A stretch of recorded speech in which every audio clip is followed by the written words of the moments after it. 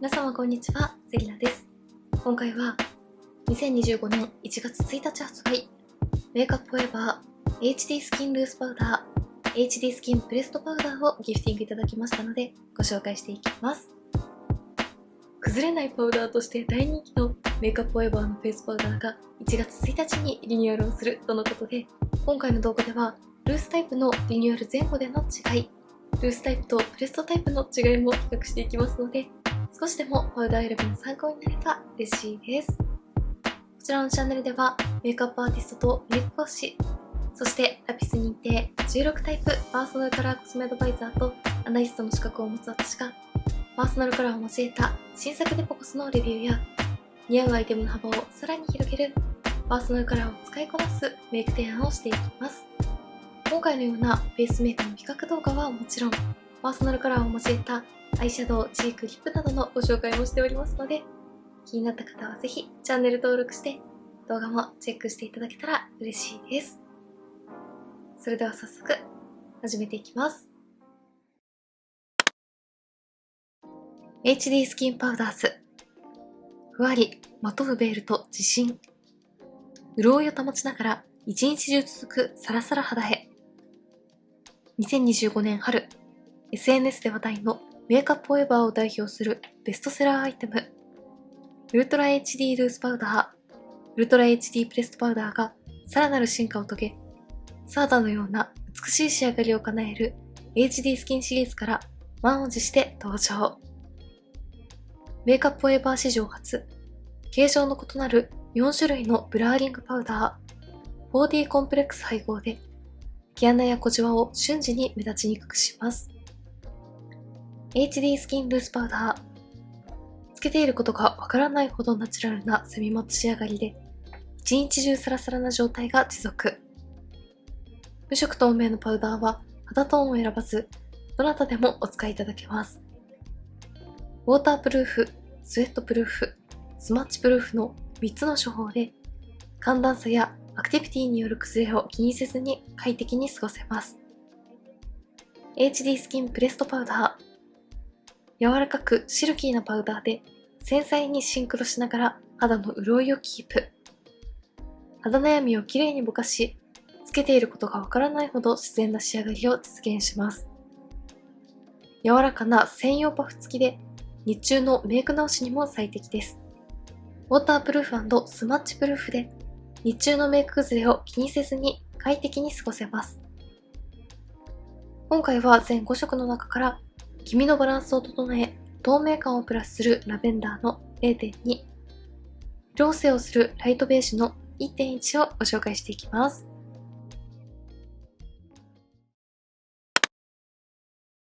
まずはルースタイプの HD スキンルースパウダーのリニューアル前後の違いを比較していきたいと思います。まずはこちら側半分にリニューアル前のタイプを塗ってみたいと思います。こちらのパウダーはブラシやパフなどのツールはセットになっていないので、合わせて使用するのにおすすめとのことだったパウダー歌舞伎124というブラシを使って塗っていきます。ブラシにしっかり含ませて、軽く顔全体にパウダーを置いた後、くるくると優しく磨くようにのせていきます。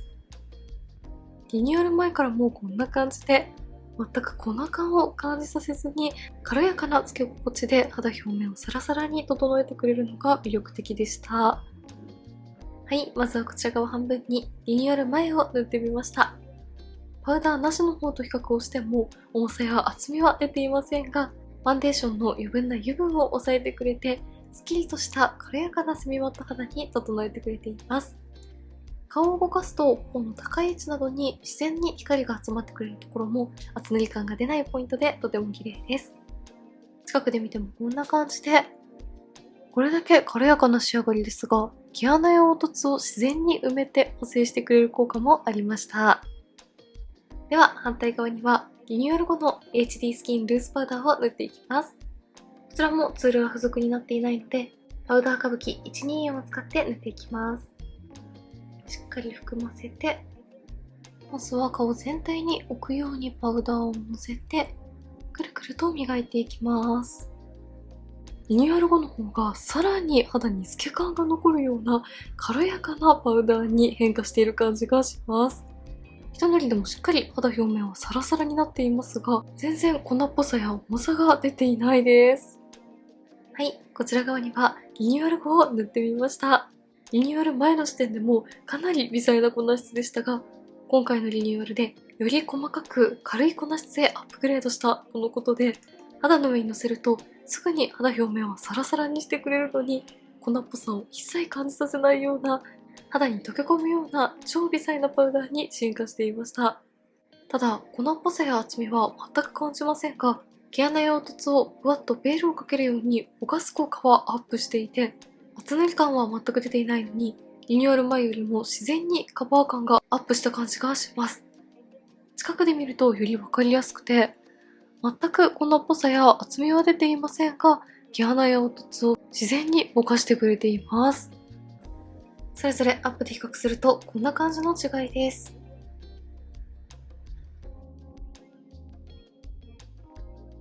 そしてどちらも色がつかないカラーレスタイプですが、比較をしてみると若干リニューアル前の方が肌トーンがアップしている感じがして、リニューアル後の方が重ねていっても肌の色を変えずに仕上げてくれる感じだったので、パウダーを塗ることで肌色が変化するのを防ぎたいという方にもより使いやすくなったんじゃないかなと思います。顔を動かすと本高い位置に適度な光を集めてくれるような重たくないセミマット質感はそのままですが、リニューアル後の方が毛穴カバー効果が高いからか、よりふんわりとしたセミマット感がアップした感じもします。そして肌表面を触った感じは、リニューアル前と同じくらいサラサラしていますが、リニューアル後の方が肌に溶け込むような粉質だからか、粉っぽさやパサつきを全く感じないです。パウダーを塗ることで肌表面が乾燥してしまう感じも気になりにくいので、乾燥肌の方にもより使いやすくなったんじゃないかなと思います。香りについてはリニューアル前と同様の原料のような香りのみなので、安心して使っていただきやすいと思います。では、ここからはこの状態でマスクをして4時間ほど過ごして、崩れ方にどんな感じの違いがあるのか見ていきたいと思います。はい、あれから約4時間ほどマスクのまま過ごしました。崩れについて見ていきたいと思います。マスクの中の肌はこんな感じでした。今回、高保湿なスキンケアファンデーションというこちらの HD スキンハイドラグロウファンデーションをベースに使ってみましたが、皮脂が気になるタイプの私の肌でもどちらもテカリを気にすることなく過ごすことができました。ただやはり近くで見るとこんな感じで、リニューアル後の方がさらにファンデーションが薄まっている感じがしなくて、個性や皮脂崩れにもさらに強くなっている感じがするなと思いました。それぞれアップで比較するとこんな感じの違いです。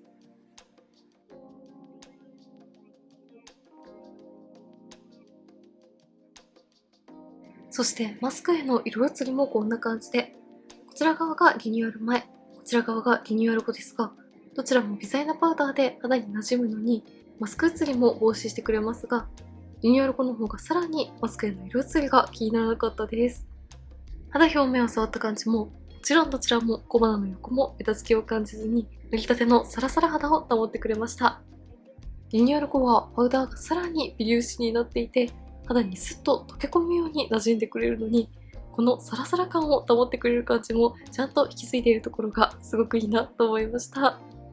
リニューアル前の厚ぽったく見せないのに肌表面をサラサラに仕上げてくれる感じはそのままに、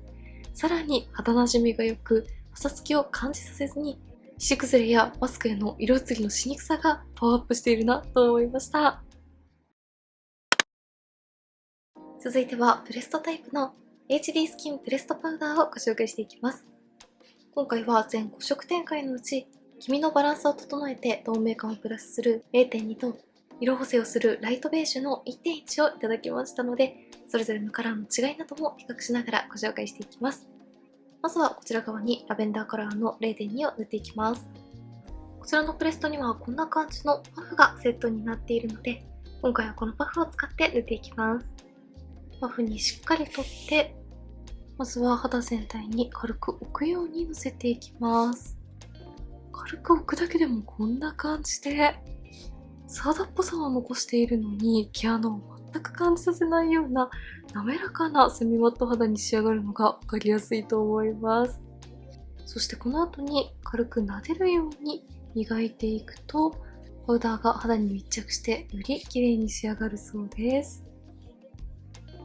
はい、こちら側半分にラベンダーカラーの 0.2 を塗ってみました。付属のパフを使ってなんとかしっかりと塗り重ねましたが、首元から浮いてしまうことなく、かなり自然なトーンアップ感が得られるラベンダーカラーです。そしてブレストタイプは先ほどご紹介したルースよりもさらにカバー力が高くて、肌っぽさは残してくれるのに毛穴や凹凸を全く感じさせない滑らか肌に仕上げてくれます。近くで見るとこんな感じで、粉っぽさや厚みは出ていませんが、毛穴や凹凸をきれいにふわっとカバーしてくれていますよね。ただこちらのパウダーもかなり粒子は細かいので、肌表面がパサつくことなくしっとり肌に馴染んでくれるような感じがします。これだけ肌なじみがいいのに毛穴もカバーしてくれるのはすごく優秀だなと思います。では反対側には色補正をするライトベージュの 1.1 を塗っていきます。うっすらとファンデーションのようなカラーがついているので、深みや色ムラなどもしっかり補正してくれる感じがしますね。はい、こちら側には 1.1 を塗ってみました。こちらも肌に溶け込むような超微細なパウダーですが、やはりベージュカラーがついている効果で赤みや色ムラも自然にカバーしてくれる感じがします。近くで見るとよりわかりやすくて、ラベンダーカラーの 0.2 は程よく肌に透け感が残っていますが、1.1 は赤みや色ムラもしっかりカバーしてくれていますよね。それぞれアップで比較するとこんな感じの違いです。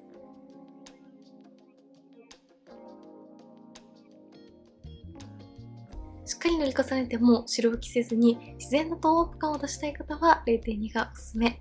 肌に溶け込むような粉質なのに毛穴や凹凸、赤みや色ムラも補正したいという方は 1.1 が特におすすめかなと思います。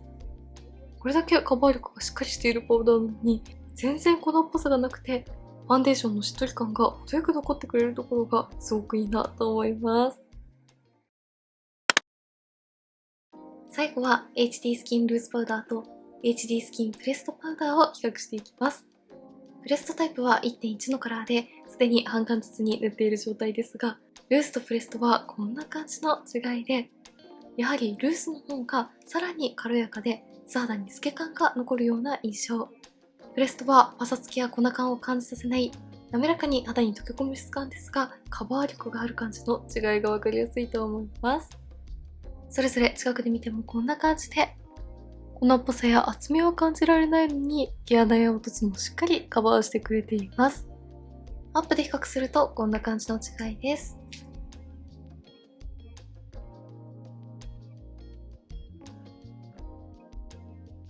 肌表面を触った感じもどちらも同じくらいサラサラしていますが、プレストの方がパウダー自体にしっとり感があるからか、よりファンデーションの保湿感が残っているような感じがします。ではこの状態のまま4時間ほどマスクのまま過ごして崩れについて見ていきたいと思います。はい、あれから約4時間ほどマスクのまま過ごしました。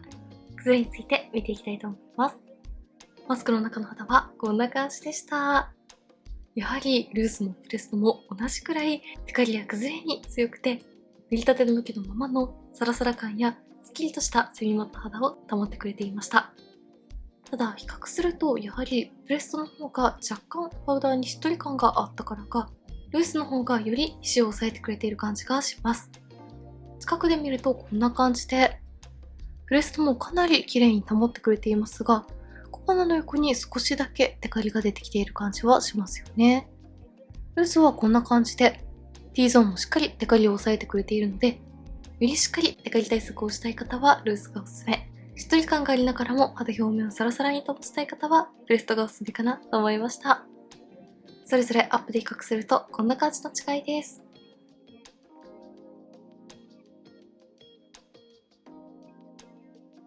肌表面を触った感じはプレストも小鼻の横も全くベタつきが出ていないので、軽やかで微粒子なパウダーですが、どちらもしっかり皮脂を吸着してくれています。そしてマスクへの色移りもこんな感じで、色付きのプレストタイプも色移りを最小限に抑えてくれています。はい、ではこんな感じで1月1日にリニューアルをするメイクアップウェバーのフェイスパウダーをご紹介していきました。リニューアル前の良さはそのままに、さらにパウダーが微粒子になって肌に溶け込むように馴染んでくれるのに、サラサラ感と崩れへん強さを保ってくれるところがすごく進化したポイントだなと思いました。ルースもフレストもそれぞれに良さがあったので、気になった方はぜひチェックしてみてください。メイクについてのご質問やこんな動画が見たいなどございましたら、気軽にコメントやチャンネル登録していただけると嬉しいです。それでは最後までありがとうございました。